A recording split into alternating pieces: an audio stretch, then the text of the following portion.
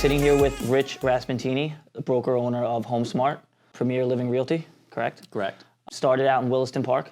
I actually started out in Uniondale when it was Regis Spaces. Uniondale. Myself, and I. Okay. One. That's it, just one me. operator. Okay. One operator. We'll fast forward to where you are now. 5 years later, 5 offices, 150 plus agents, and growing every day. So we go from one person to 150 agents. I thought that it would be nice to sit down with a different broker, different opinion. We're going to bounce around today like we always do. We'll talk about different things, but mostly the market. You said it to me, but the first thing you said, how you been, this market is very fucking unhealthy. Crazy. Right, very unhealthy. Very unhealthy. So there's there's a lot of opinions floating around, all the way from, the market's going to the moon down to the market's going to crash any day now. This is going to be 2008. So I have my own opinions, and I'm sure Rich has his too, and we try not to talk about it too much so that it would be unbiased and right. We could go back and forth.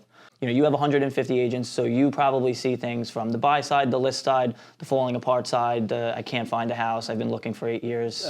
Pretty much everything. Every side. I think the things that we're hearing most is, trying to get offers accepted.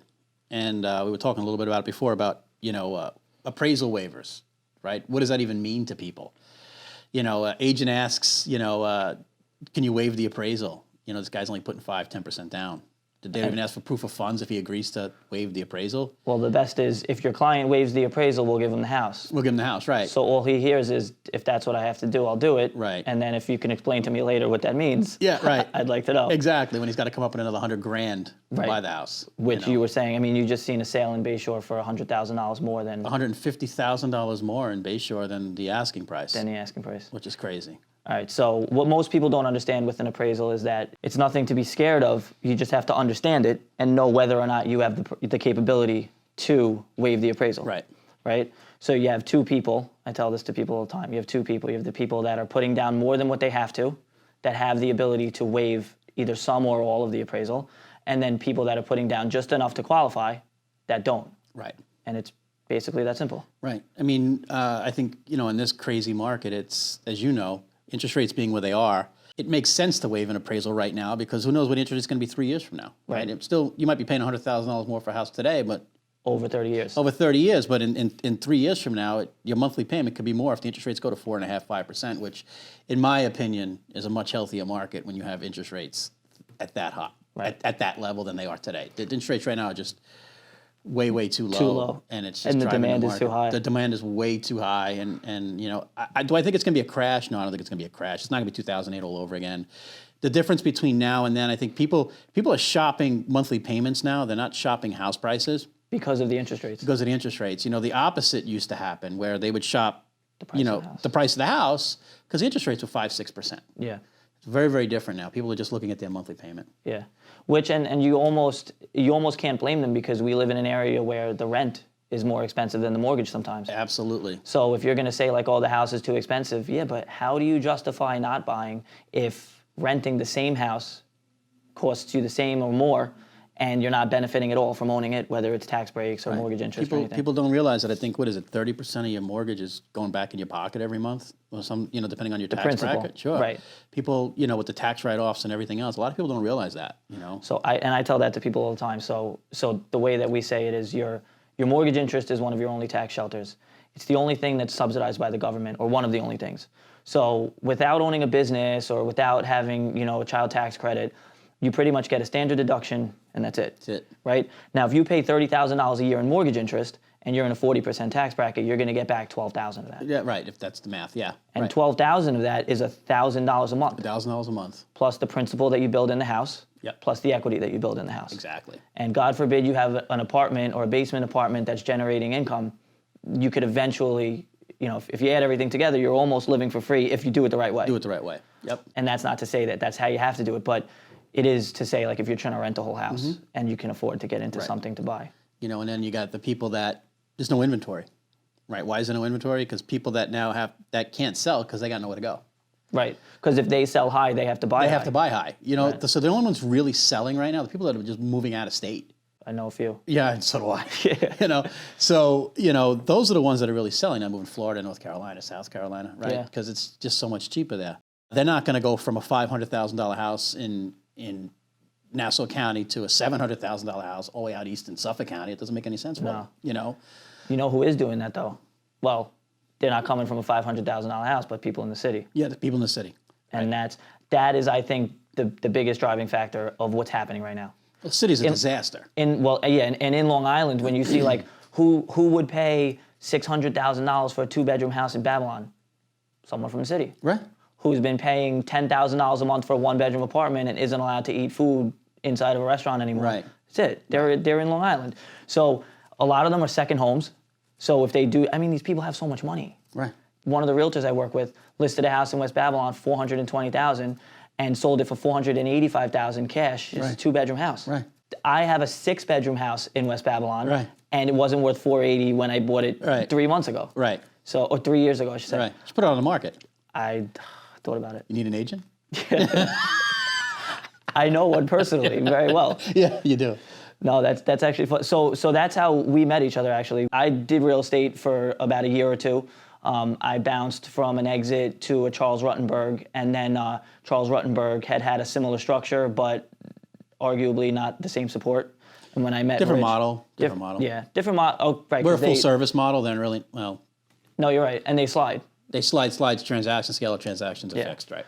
So I was in a position where I was doing mortgages and real estate, and you're doing well at the real estate thing too. yeah, I liked real estate for a while, but it became too much, and I had to pick one. It was Andrew, and me and Andrew were working at Charles Ruttenberg, and Andrew's like, I met this guy, Rich, just come sit down. I'm like, dude, we just moved. I'm not moving again. I'll talk to him, but I'm not doing it. And long story short, for the last year and a half that I did real estate, I had done it at HomeSmart. But I definitely learned a lot. You know, it was nice to be able to pick up the phone and call somebody. Yeah. And I definitely think that that's important. But what do you see in this market? I mean, what do you see your agents running into? Like, let's say your listing agents first. Do you see like problems that keep occurring, or the same questions over and over? Yeah. So the listing agents, they're getting so many offers on properties, and now the new thing is last year MLS has these what they call offer acknowledgement forms, right? And all the buyers agents are sending over the offer acknowledgement forms. The problem is when you have 40 offers coming in on a property with 40 offer acknowledgements that the seller's got to sign, it makes the seller pissed off. Yeah. So it's just impossible to get these things signed. Even when we're on the buy side, one of my agents say, I sent over an offer acknowledgement and they have 24 hours to send it back. They haven't sent it back yet. I'm like, do you realize they probably got 40 or 50 offers? They'll get to it. Right. Nobody's holding offers right now. They just can't. The offers are crazy. And then I'll ask them, what was your offer? And they'll tell me, and I'll be like, they're not even going to counter that. Yeah, like, isn't it, you want that offer to be acknowledged? It's they're not embarrassing. They probably weren't going to they got other offers to acknowledge. The seller acknowledged it and laughed on it, and now we're here. So, that's the big thing. It's a lot of walking agents off the ledge because they think they got a deal in place, and, contracts go out. Then all of a sudden, the other agents or the attorneys, you hear crickets. And why? It's because the listing agent, and rightfully so, because they're supposed to do it, they're still entertaining other offers until the contract is fully signed. Yeah. And, that's tough too. And it's really preparing the buyer that, it's not their house literally until they sign the contract. And if the contract's fully executed on both sides, it's when, okay, now you can take a little bit of a deep breath and worry about getting your mortgage in place and your application in, et cetera. And that's why you almost can't. So when I did real estate, I was like exclusively a buyer's agent because I was 26 years old and I didn't know anyone selling a house yet. I didn't even really know anyone with a house yet. The buyers would say, we have an accepted offer. Can we go see another house? And back then I'm like, no, that's tacky. Like, you already got an accepted offer. Yeah. Now I'm like, you have to keep going. You got to keep going. You got an accepted offer. Schedule the inspection for 10, and then go to another open house at 12 because they're doing it to you, and you have to keep your options open. Yeah. It's, you're not dealing with 3-4 offers. You're dealing with 30, 40 offers. Listen, they always say listings for an agent. In my opinion, you have to have a balance. You have to have half and half, because when you have these crazy markets, look at the listing agents. Right now, listing agents, they can't even get listings because nobody's selling. Right? Buyer's agents can't get their buyers accepted, right? Because there's no inventory. So you really need that really good mix of being a buyer agent and a listing agent. And I think that's where a lot of people are struggling too. I think the ones that are doing well right now are the ones that had a really good combination of both. Mix, yeah. Because sometimes they could be lining up, or they could do exclusives, or they could do whatever. If you have a database of buyers, I mean, we do it here. If someone we know is going to list a house and whatever, we send out the thing and say, does anybody have anyone that might be interested in going to see this house? Right. And they'll show the house to now 20, 30 people before it even lists. Right. So we do that too. I mean, I think as a buyer's agent now more than ever, it's just super important to, if you're a buyer's agent now and you're just writing, 400,000, 20% down, close in 30 days, let me know what your seller thinks. Right. Like you might as well just throw it in the garbage. Just throw it in the paper, right? Yeah. It's just crazy. Like the frustration, like agents saying, if this continues longer, I'm just gonna get out of the business. Yeah. It's like walking them off Well, the you ledge, have to be I like, said. well, your agents no, but other agents, other you're agents like, in general. Yeah, that's good, right? Yeah. Get rid of some of these agents, right? Yeah. But it's a balancing act. Yeah. It's constantly a balancing act. It's psychological too, right? Because you just get beat up just constantly, and then the buyers, what'll happen is they'll blame you. Right? They think it's your fault that your 30 offers didn't get accepted.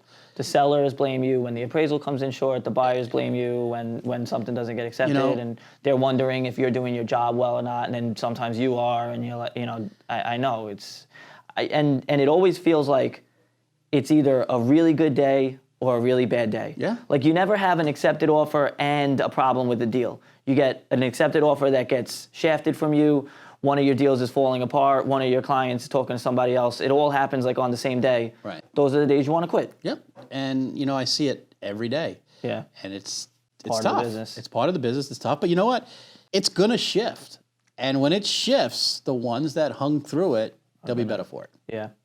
Well, that's what we say here too. Like this market, right? We were just in, 2020 was unprecedented. Nobody's seen it coming. Right. And before, by the time you were prepared for it, you were holding on and you were being dragged. Right. Like you if you were in a place to sustain it, that was good. If you weren't, you didn't get there fast enough. Right. And now it's gone. Right. It's not gone, but everyone either has taken advantage of it already, or now they want to see twos again, so Right. they're waiting. They're waiting. Right? Never seen twos before in the history of the country, Right. and now they don't want to do it Exactly. until they see that again. So I said, no, that's fine. I mean, all it took the first time was a worldwide pandemic. Right. So once we have another one of those, we'll get you a rate in Well, the they come twos. around, once every 100 years? Once every few hundred years. So wait for the next If one. you keep refinancing, you will still have the mortgage when it comes time to get a new one. So we try to make that argument. But what's happening now is, and Cardinal's always been very healthy with the purchase refinance mix. Most banks in 2020 were 80-20. Right. Purchase refi. We were 50-50. And again, that's a good mix. That goes back to what I said about being a listing agent and a Buyers, buyer, I right? understand. Depending on the market, you want to have that mix, Right. Because the markets always favor one or the other, Yeah. right? And at least if you have that mix, Well, it prepares you for when the market shifts. Yeah. So we're in a position now, if all you did was refinancing, then that's great. You definitely made a killing. But now you have no relationships with realtors. You have no people that are looking to buy houses. And now everyone you're calling is saying like, oh, the rates went up. I'm just going to wait. So the purchase clients are still there, and the rates could be 3, 4, 5. If you want to buy a house, you're going to buy a house. Right. Right? And the market's going to shift and justify however you're going to buy it. We got lucky with that, but it really... I've looked in different years in the past, and it's just a constant up and down, up and down. But this is weird. it's crazy. It's hard to. I mean, 2008 people really couldn't afford the houses. They can afford these houses now. Yeah. And Long Island is a little niche because there's nowhere else to build. Right. See, that's another thing too. People saying they're looking at this whole potential crash thing. That's the thing. It's not like banks just writing anybody a loan. It's not easy to get a loan. They're not really writing anybody loans. Right. But that's something. It's not easy to get a loan. No. It wasn't like it was 10, 12 years ago when they just put your face to a mirror and as long as you breathe. They gave you a mortgage. Right, and if you didn't breathe, they would just charge you a higher interest That's rate and it. still give you a mortgage. Exactly. I don't really know if you can afford this, but if you're willing to pay more for it, then we could work it out. Exactly. It's different now, right? So people that are getting mortgages should be getting mortgages. Yeah. So, and then the whole deferment and forbearance, and I have my own take on that. We're like, nobody's going to leave their house if they don't have to. Right. But if the average person is faced with foreclosure or selling their house and walking away with money because they have equity in their home because the market's been on fire, they're going to leave. Right. They're going to sell, take the 100,000 or take the 150 and either move down south or rent an apartment. So the foreclosure market that everybody's waiting for to scoop up these deals, like, how many people have been sitting on the sidelines for 15 months because they think that the market's going to crash and they're... And I said something, the bank's not stupid, right? So if the bank forecloses on a home and the house is worth X, they're going to sell it for X. Right. They're not taking because there's going to be a line line of people looking for that. It's not like it was in 2008 when everything bottomed out and and everybody was buying.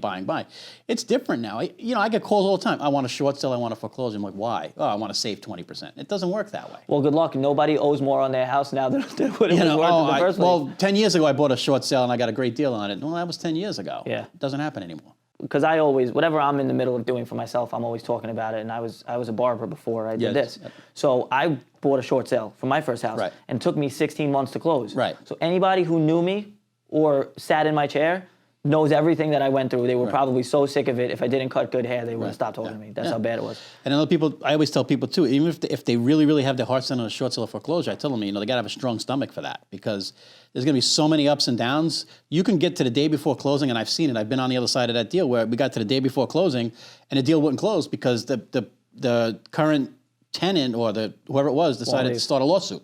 Right. And that squashed the deal. And what a lot of people don't realize is they didn't just get their down payment back. It took like 3 months to get their down payment back. What about this? 2 weeks before closing, the bank calls and says that their appraisal that they did for their bank had expired and they want to do a new appraisal.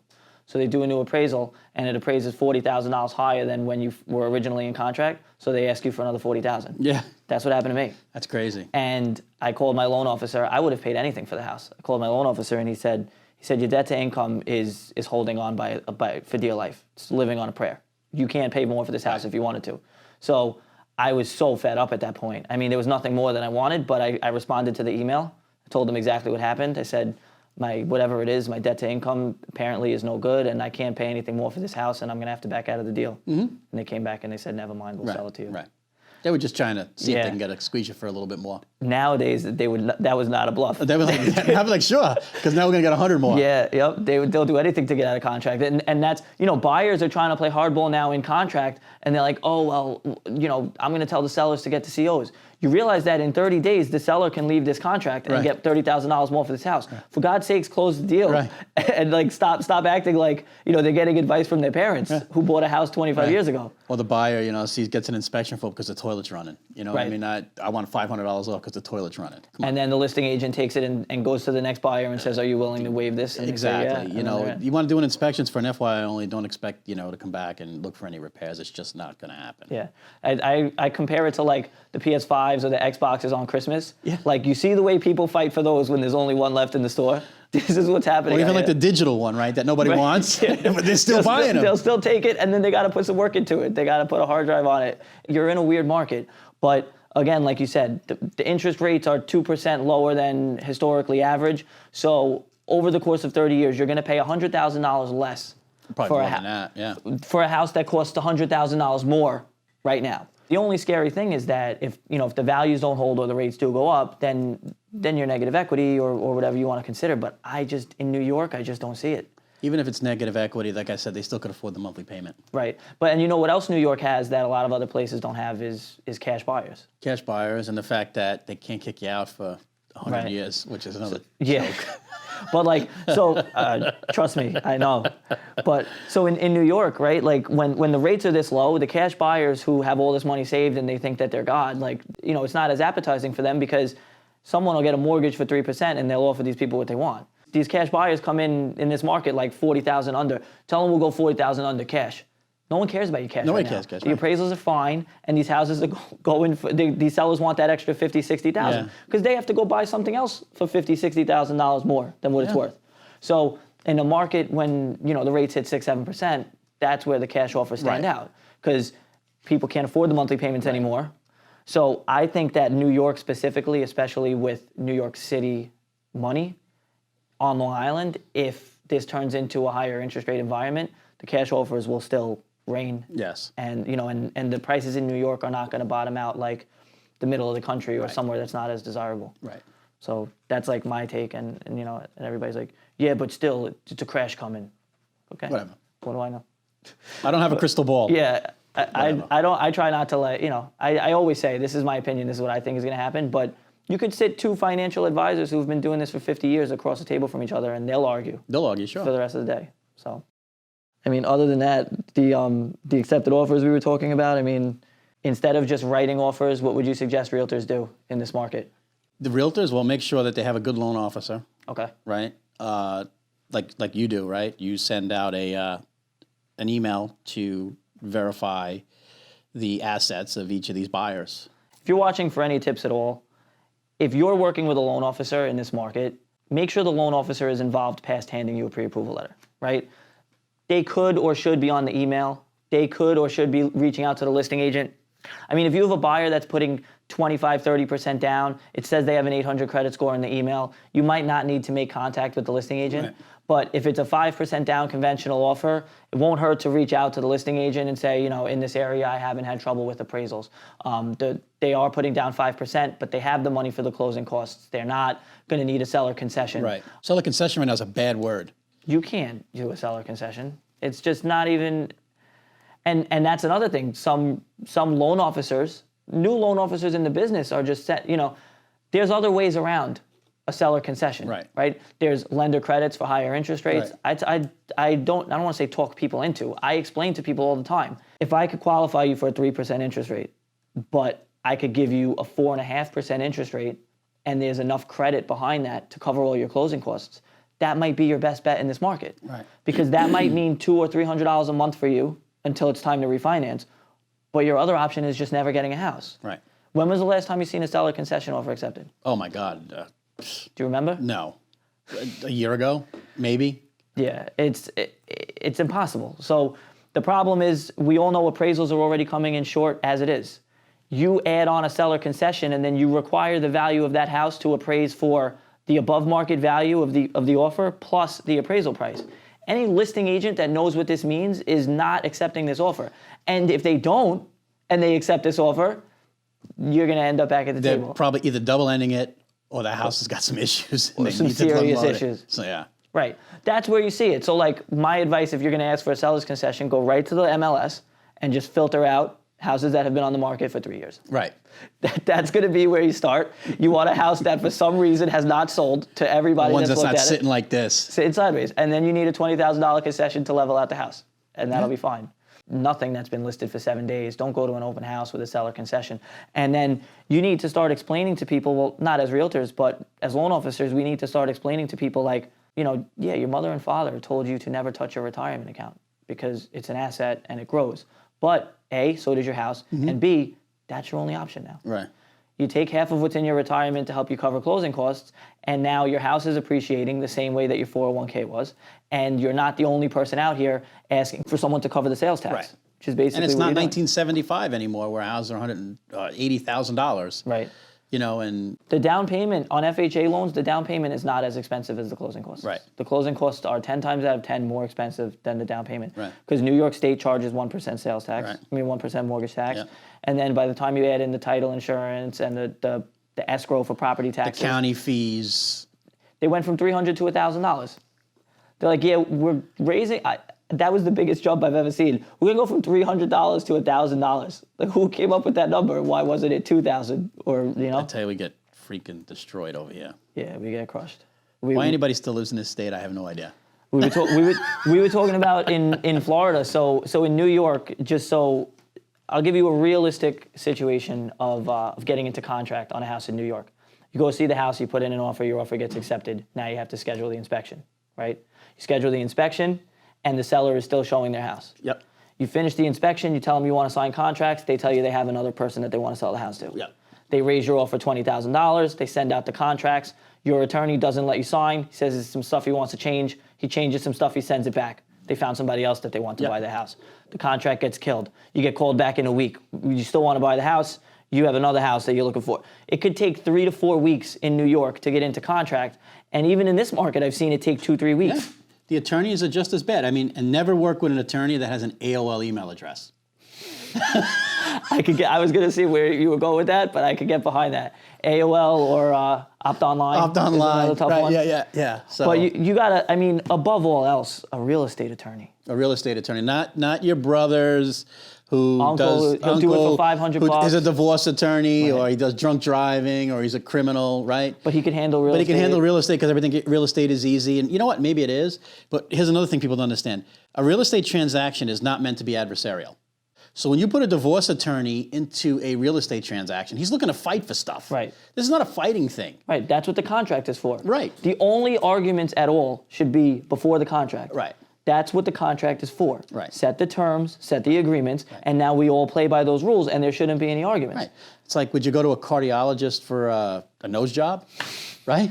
Well, I've seen it. So it's funny you say that because I've seen divorce attorneys and I've seen child matrimonial Yeah. and child support, not child support, but child care, whatever, Yeah. They're familiar. I mean, listen, I feel like real estate law is a lot more, for the normal stuff, the entry-level stuff, or like, residential real estate, it's just more like time, being able to work with people and just understanding the basics. Right. But, you hear in this business, like, what's the most important thing when you hire an attorney or a realtor or a loan officer? And the craziest answer, which is always the answer, is that just answer the fucking phone. Right. Just answer the phone. Just answer the phone. That is the biggest complaint from people that use us as professionals. And when you see people that aren't, that don't know what they're doing wrong, it's 8 missed calls. Or union attorneys, when they use the union attorneys. But that's because they don't pay them the same way. It doesn't matter. People don't realize, guys, when you use a union attorney, your file is on his desk about this high. He's not even looking at it till probably the morning of the closing. Right.